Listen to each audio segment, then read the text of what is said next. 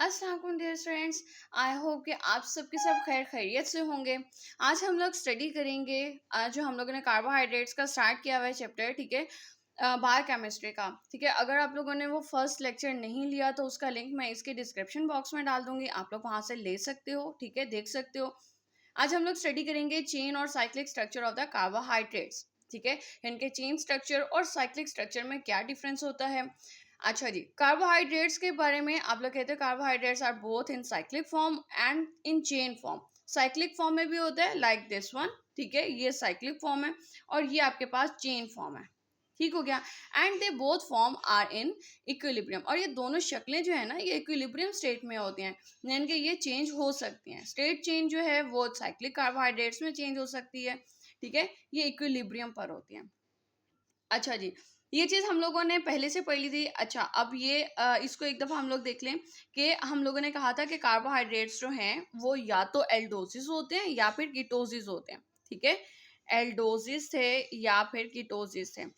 अच्छा जी, कीटोसिस में हम लोगों ने कहा अगर हमारे पास कीटोन ग्रुप लगा हुआ होगा, ठीक है, और एल्डोसिस में हमने कहा था अगर हमारे पास एल्डिहाइड ग्रुप लगा होगा। ये हमारा एल्डिहाइड ग्रुप है, जब कार्बन 1 पर C double bond O H लगा हुआ है विद पोलीहाइड्रोक्सी, ठीक है, बहुत ज्यादा हाइड्रोक्सी ग्रुप्स लगे हुए होंगे तो तो ये हमारा कार्बोहाइड्रेट बनेगा।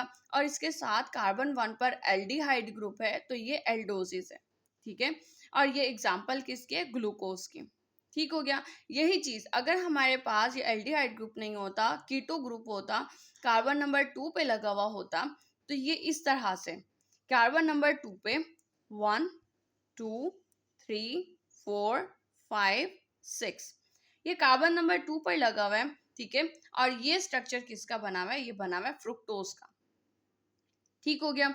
हमारे पास यहाँ पर ये जो ग्रुप लगा हुआ है यहाँ पर, ये हमारा आ जाता है जी कीटो ग्रुप का। ठीक है, और यहाँ पर ये जो एक ग्रुप बना हुआ है ये हमारा आ गया एल्डिहाइड ग्रुप। ठीक हो गया। अच्छा जी, इसके अंदर ये चीज आप लोग याद रखोगे कि OH ग्रुप्स जिस सीक्वेंस में लगे हुए हैं, ये यहाँ पर है राइट साइड पे, ये लेफ्ट साइड पे और फिर दो राइट साइड पे, तो इनके सीक्वेंस ऐसा ही रहता है। अब अगर हम लोग इसको चेन फॉर्म रिंग फॉर्म में देखें, ये चेन फॉर्म आ गई, रिंग फॉर्म में देखते हैं तो ये इस तरह का बनेगा। और हमारा ये जो कार्बन नंबर 1 था, ये कार्बन नंबर 1 यहाँ पर आएगा।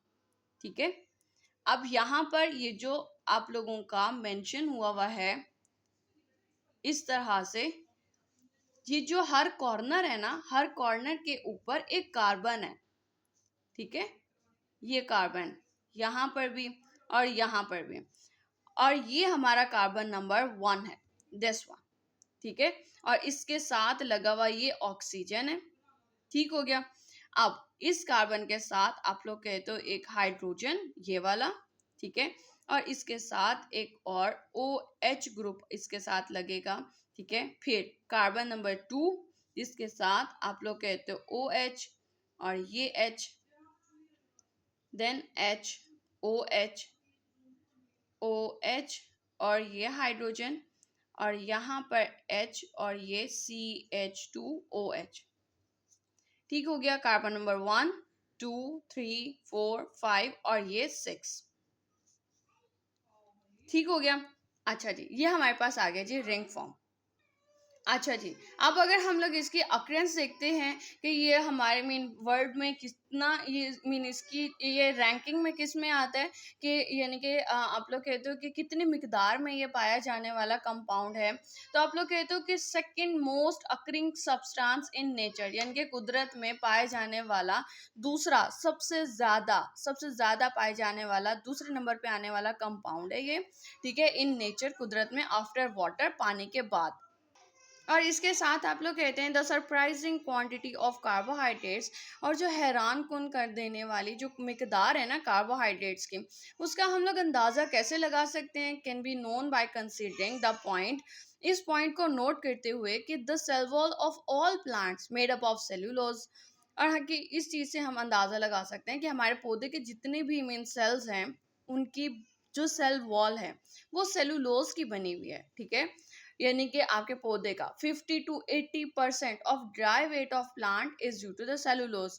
और सेलुलोज क्या है, सेलुलोज एक कार्बोहाइड्रेट है। ठीक हो गया।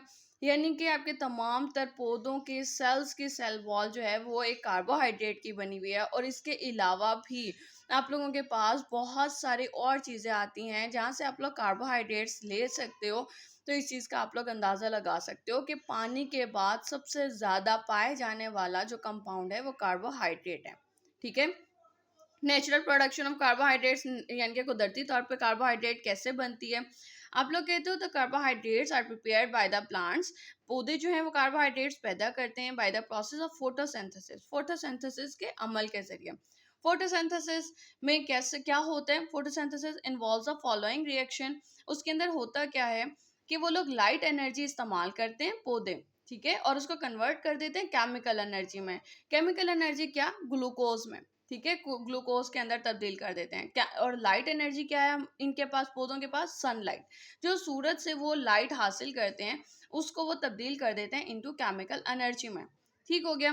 अब होता क्या है कि वो फ्रॉम एयर, हवा से वो कार्बन डाइऑक्साइड लेते हैं, वाटर लेते हैं, ठीक है, वाटर फ्रॉम सॉइल, मिट्टी से वो पानी लेंगे, और सनलाइट की मदद से वो ग्लूकोज का मॉलिक्यूल बनाते हैं और ऑक्सीजन बनाते हैं। ठीक है।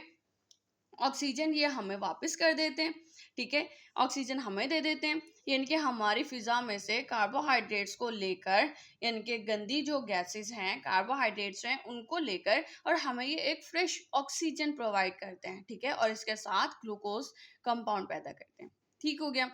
Second thing, carbohydrates major source of energy है। कैसे? हम लोग कहते हैं carbohydrates are the macronutrients as 55% of our daily calories some come from the carbohydrates. कि हम लोग कहते हैं ये मैक्रोन्यूट्रिएंट्स हैं, यानी कि हमारी बॉडी के अंदर ज़्यादा मिकदार में पाए जाने वाला ये कंपोनेंट है। ठीक है। जिसमें हम लोग कहते हैं कि हमारी बॉडी जो है वो डेली रूटीन पर 55% जो कैलोरीज है ना वो कार्बोहाइड्रेट से हासिल करती है। और 1 ग्राम ऑफ कार्बोहाइड्रेट के अंदर जो है वो प्रोवाइड करता है हमें 4 कैलोरीज, जिसे आप लोग 4 किलो कैलोरीज भी कहते हो। When the molecules are oxidized, जब molecules oxidize होते हैं यानी कि ऑक्सीजन के साथ मिलते हैं, so produced a high amount of energy, तो ज़्यादा मिकदार पैदा करते हैं एनर्जी की। This is the principal use by the carbohydrates to give energy. और यही असूल है जिसको कार्बोहाइड्रेट्स इस्तेमाल करते हुए एनर्जी पैदा करते हैं। ठीक है। The process of oxidation of carbohydrates is called respiration. ठीक है। और वो प्रोसेस जिसके अंदर कार्बोहाइड्रेट्स ऑक्सीजन की मदद से, ठीक है, न्यूट्रिएंट्स पैदा कर रहे हैं, ठीक है, या फिर आप लोग कहते हो जिसके अंदर कार्बोहाइड्रेट्स ऑक्सीजन के साथ मिलता है, इस प्रोसेस का नाम दिया जाता है रेस्पायरेशन का। ठीक है। Glucose plus oxygen into carbohydrates, water and oxygen and energy, sorry. ठीक हो गया। अब अगर आप लोग ये गौर करो तो रेस्पायरेशन और फोटोसिंथेसिस जो हैं वो एक दूसरे के ऑपोजिट हैं। जब कार्बोहाइड्रेट्स और वाटर मिलकर ग्लूकोज और ऑक्सीजन बनाता है तो वो फोटोसिंथेसिस कहलाती है।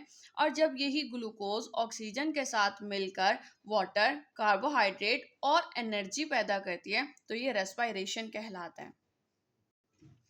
राइट। लास्ट टॉपिक हमारा है आज के लेक्चर का कि हाउ कार्बोहाइड्रेट सप्लाई एनर्जी। ये सप्लाई कैसे करते हैं एनर्जी?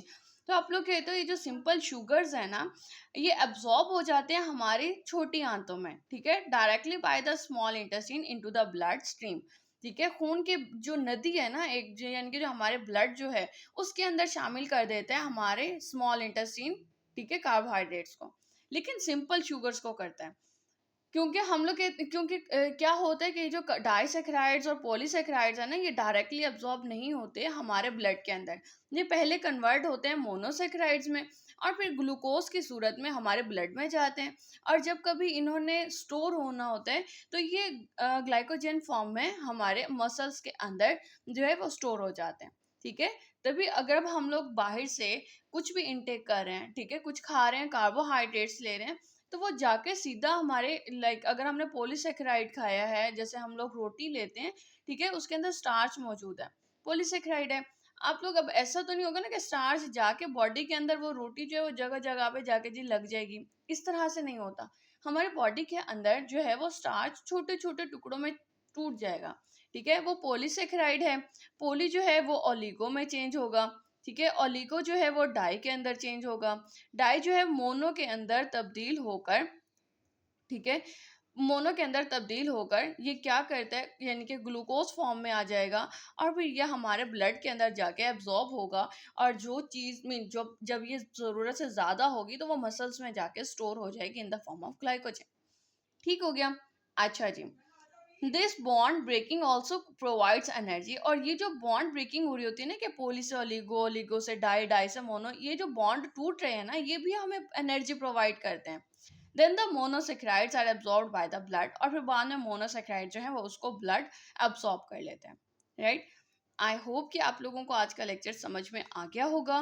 कल को इंशाल्लाह हम लोग फंक्शंस ऑफ कार्बोहाइड्रेट स्टार्ट करेंगे इन एनिमल बॉडी, ठीक है, और इसके साथ साथ हम लोग आगे चलेंगे। ठीक हो गया। आई होप कि आज का लेक्चर आप लोगों को सही से समझ आ गया होगा। अगर कोई क्वेश्चन हो तो आप लोग कमेंट सेक्शन में क्वेश्चन कर सकते हैं। अब तक के लिए इतना ही। Thank you so much. Allah हाफिज़।